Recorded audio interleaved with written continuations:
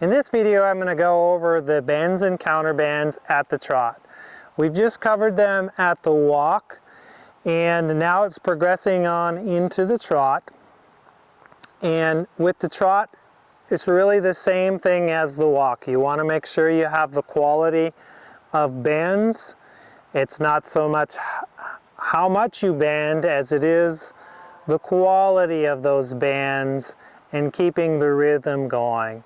And just to recap on your bends, a bend is to the inside and a counterband is to your outside. So as I'm going along, and we're going to start off out on the rail on a straight line. So I'm going to ask him forward. And you need to have a nice rhythm going before you even start this. And so we're pretty good. You know, he still gets a little sticky here and there. Now as we're going along, so I'm just thinking about the going straight ahead. And when I get to the rail over here, I will pick up a counterband. So I'm using the rail to help me keep him from falling on his shoulder. So I flex him to the rail, hold it for a few strides, allow him to lengthen. I can pick him back up and flex him again. Keeping him soft and light in my hand, that was nice. And then I can allow him to lengthen. And when I say lengthen, it's not the stride as it is his top line. Can he stretch his head and neck out and down? So that's good. And there he kind of stalled out. So I'm going to say, can you keep the trot going? I'm going to flex you to the rail in a counterband. And allow him to lengthen. And I'm going to change direction. And I like this. You know, that was a nice softening for him. Those releases. He's getting better and better because he tends to get worried and bothered with things. So I'm flexing him in a counterband, saying keep the trot going. And if I have to reach back and tap him a little bit,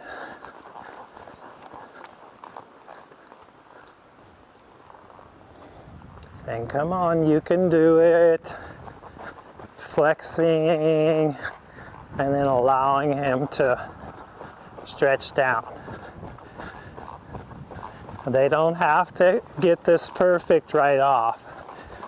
This is going to be lots of practice for them and for you.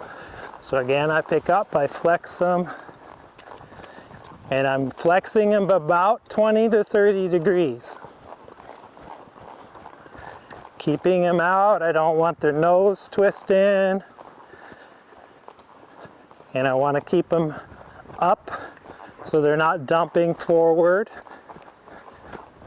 Allow them to lengthen here. And we're doing pretty good on our counterbands. So I'm going to try for a correct band to the inside. His tendency is to want to fall in. I shift my weight out. I hold the feel. If you see how my hands are here, I keep them bent to the inside and I'm using this rein to say, no, stay out here. Now, like I talked at the walk, if the horse, you know, if you're asking for it and you do a little feel, a little suggestion to say stay back out on the rail and the horse isn't getting it, don't force it, don't make it a big deal. Go back to some of your counterbands, or we'll just pick up a circle.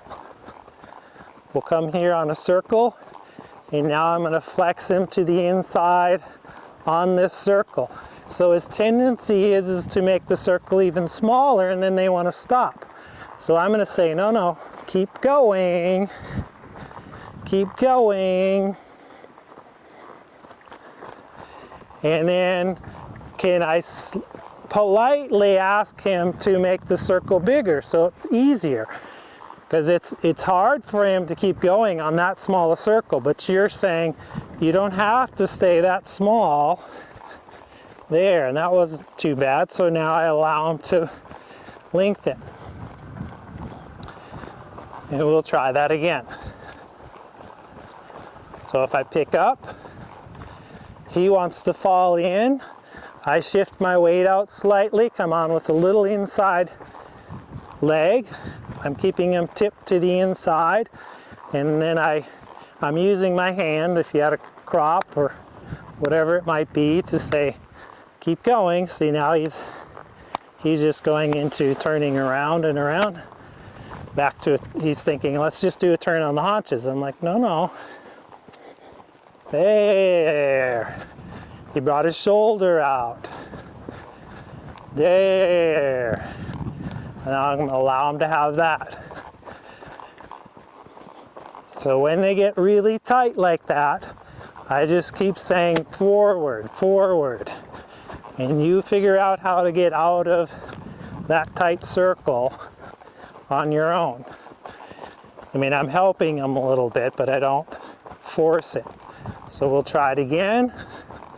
Tip his nose in slightly, shift my weight out slightly.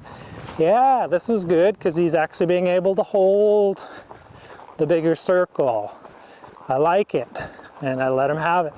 So I didn't flex him a lot. That was maybe 5 to 10 degrees. But it was good because it was more than he was. He was staying out on the circle. Let's try the other direction.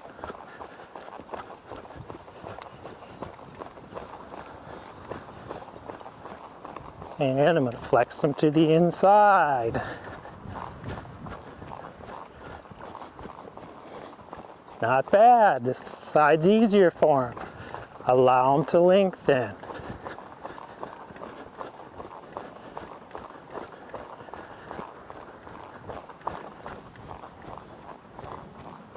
Pick up, flex him again.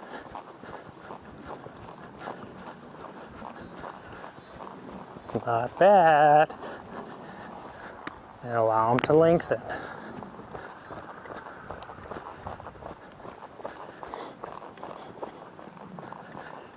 And now I'm going to ask for a counterband.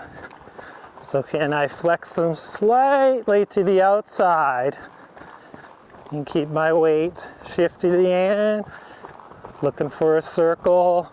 It's actually a nice big circle, and that's okay. And then allow them to lengthen. So we do it all in little increments.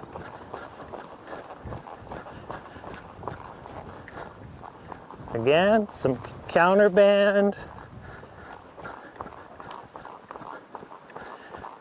Yeah.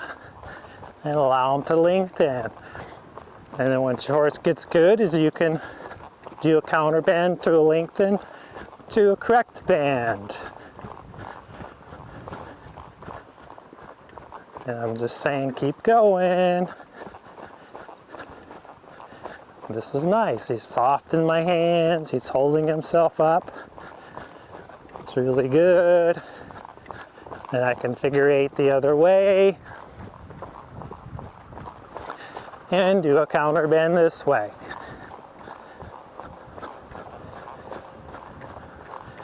Allow him to lengthen.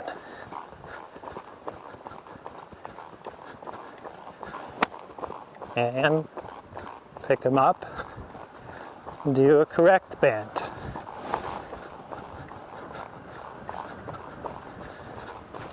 Yeah.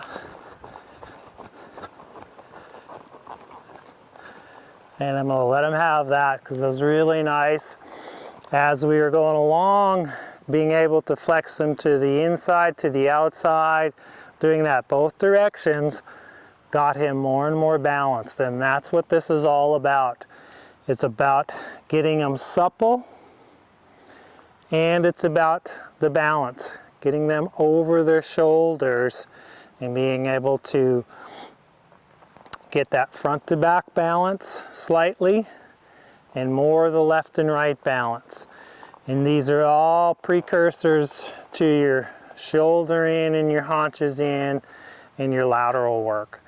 Because the better you're able your horse is to flex left and right, the easier it is for them to go off in a half pass or do your shoulder in down the rail, that sort of thing. So as a recap is do your bends to the inside and to the outside out on the rail. And if you're having trouble bending to the inside, you can do either more time in a counter bend on the rail or come to a circle and allow them to do a small circle. Not necessarily allow, but just keep them going in the small circle, and then you keep requesting it to get a little bigger. And as they figure it out, they'll be able to kind of drift out into a bigger circle. And you can develop it that way. And then get to where you can do your counter bend and your bends on a circle. And don't forget your lengthening. So it's all about getting that left and right up and lengthening down as you're going along in your bends and your counter bends. And this is just the beginnings of this. There's many other variations and variables to this. So go on out and play with that, and I want to hear how things go for you. And we'll see you in the next video.